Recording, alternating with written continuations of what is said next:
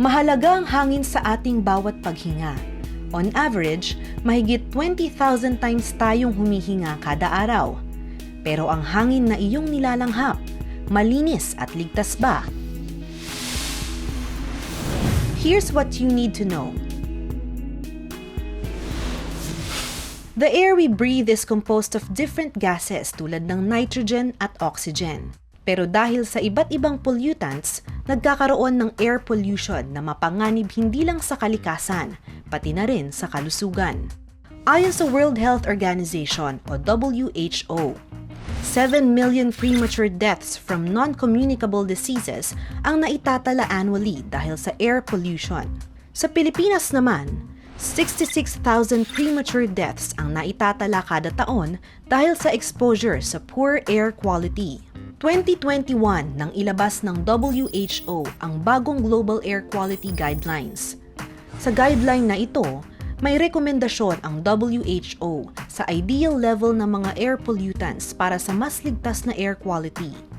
Base kasi sa kanilang datos, 99% ng populasyon sa buong mundo ay lumalanghap ng hangin with high levels of pollutants. Dati, iniisip na kailangan mo ng long-term or mahabang exposure para magka-effect siya sa health mo. Pero in reality, sa mga bagong pag-aaral ngayon, kahit saglit ka lang ma-expose, pwede na itong magka-effect sa kalidad, sa kalusugan. Ayon sa Department of Environment and Natural Resources o DENR, 80% ng air pollution sa Metro Manila ay dulot ng mga emisyon mula sa mga sasakyan. Isa ito sa mga source ng particulate matter gaya ng PM10 at PM2.5 na maituturing na harmful air pollutants. Mas maliit pa ang mga ito sa hibla ng buhok o sa grain of sand. Posible rin itong magmula sa pagsusunog ng fossil fuels sa mga power plant, industrial facilities at construction sites. Ang PM10 ay maliliit na particle na ang sukat ay 10 micrometers. When inhaled, these particles can get stuck in the eyes, nose, throat, and deep into the lungs which can cause irritation. Mas delikado ang PM2.5 o fine particles dahil kaya nitong mag-penetrate hanggang sa ating bloodstream. Too much exposure from this can cause cardiovascular and respiratory diseases such as stroke and lung cancer. Nitrogen dioxide, madalas po ito rin linked sa mga asthma attacks. Paano naman malalaman kung ligtas ba ang air quality sa inyong lugar? Gumagamit ng air quality monitoring stations o reference stations ang DENR para masuri ang air quality at matukoy ang dami ng pollutants sa isang lugar. Sa Metro Manila, 33 ang air monitoring stations, pero mas mainam sana kung mas marami pa para mas maging accurate at real-time ang pagmomonitor sa kalidad ng hangin. Kung titignan ng datos ng DENR noong 2022, hindi pasok sa rekomendasyon ng WHO ang air quality sa Metro Manila. Gaya na lang sa Mayhan Garden sa Maynila, kung saan 51 micrograms per cubic meter na PM10 ang naitala. Mahigit 3 times na mas mataas sa average annual recommended level ng WHO na 15 micrograms per cubic meter. Sa parehong lugar, nakapagtala naman ng 17 micrograms per cubic meter na PM2.5.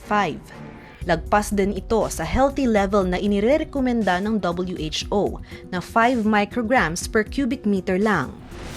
Ayon kay Everlyn Tamayo Araneta, Air Quality and Climate Change Science Lead ng Clean Air Asia, dapat daw maintindihan na ang pagmomonitor ng air quality ay depende sa lokasyon at lagay ng panahon. Depende kasi sa mga activity sa area kung gaano karumi o kalinis ang hangin. Halimbawa, ang air quality sa gilid ng kalsadang dinaraanan ng mga sasakyan ay posibleng mas marumi kumpara sa air quality sa isang lugar na napaliligiran ng puno. So, in that context po, pag tinatanong sa atin lagi kung polluted po ba ang hangin sa Metro Manila, ito po ay napakalaking depende kung saan ang specific na lugar.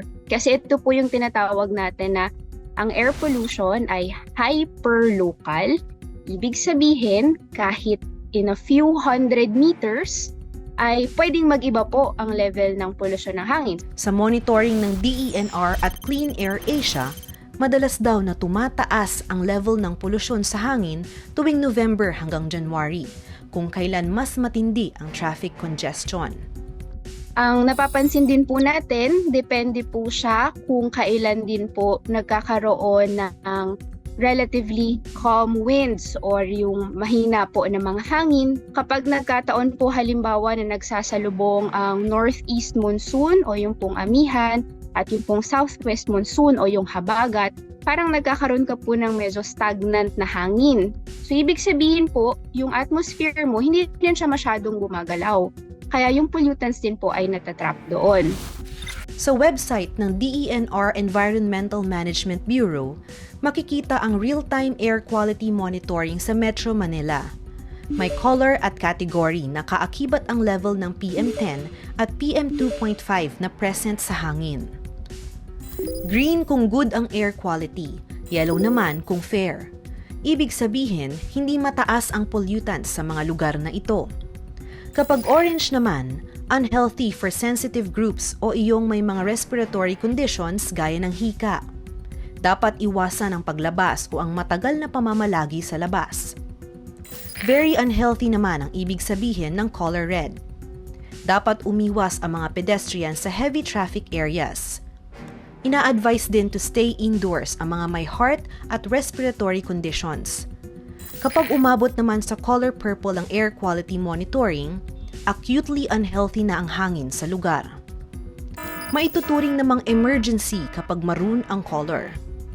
Ibig sabihin, mataas ang bilang ng pollutants sa hangin at inaabisuhan ang lahat na manatili sa loob ng bahay. Tulad po 'di ba kapag weather forecast, tuloy ba ako? Tutuloy ko ba yung trip ko? Labas ba ako mamaya? Magjo-jogging ba ako mamaya ganitong oras? So may mga iba pong bansa na kasama na po sa air quality dissemination nila, meron na pong forecast. Pati po kung anong araw, anong oras. As early as 1999, mayroon ng Clean Air Act sa bansa. Mandato ng batas na ito na magkaroon ng mga polisiya at action plan para sa pagpapabuti ng air quality sa bansa, gaya ng National Air Quality Control Action Plan. Dito nakadetalye ang role ng bawat government agency sa pag-address ng air pollution. Mayroon ding Clean Air Action Plans ang mga local governments gaya ng Iloilo, Cagayan de Oro, Marikina, Quezon City at Manila. It's always a match of national level, ito po yung policy.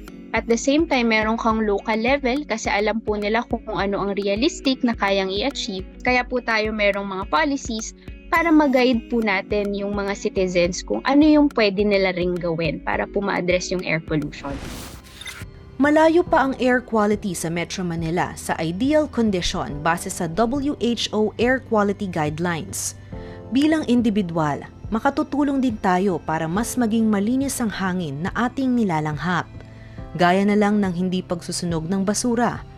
Kung may sasakyan naman, siguraduhin na ito ay well-maintained at dumaan sa proper emission testing. Maging proactive at makiisa sa mga programang may kinalaman sa pagpapabuti ng air quality dahil lahat tayo ay apektado kung marumi o malinis ang hangin.